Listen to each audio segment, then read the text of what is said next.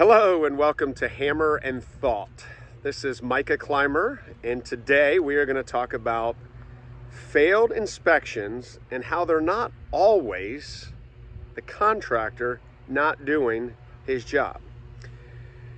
Occasionally you have subcontractors that the contractor hires that have been doing it for a long time. They feel like they're very experienced, very knowledgeable, and feel like they're maybe a bit superior to the general contractor.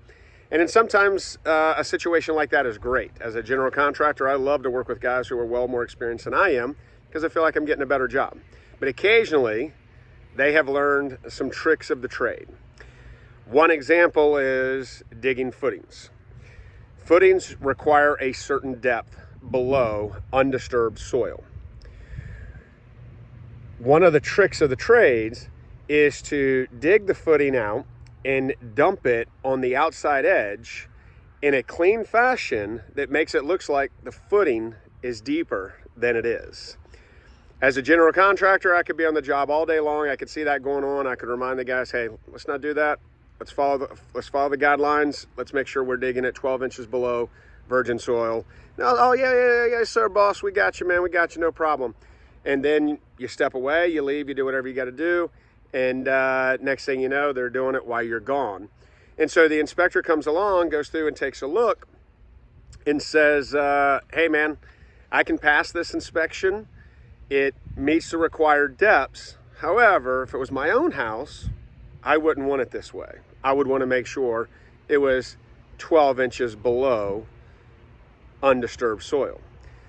So in that scenario, I'm communicating with the inspector. I have a choice to say, hey, go ahead and pass it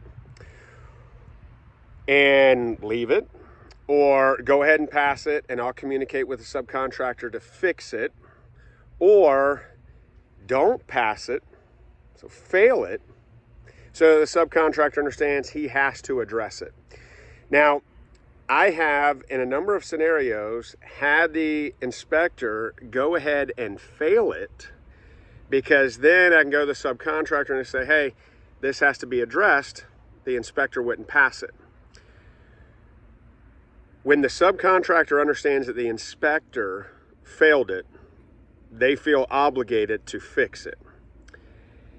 If I pass it and I tell them, hey, it needs to be dug down a little bit deeper, they will occasionally say, well, that's fine. Give me another 500 bucks. Give me another $1,000 or whatever, because in their mind, it's good enough for the inspector.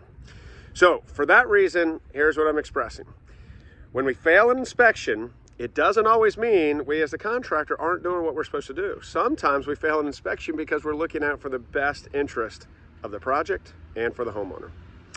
That's one example of a contractor mindset that you may encounter. And encourage you to come back and visit again for another interesting tip on contractor mindset.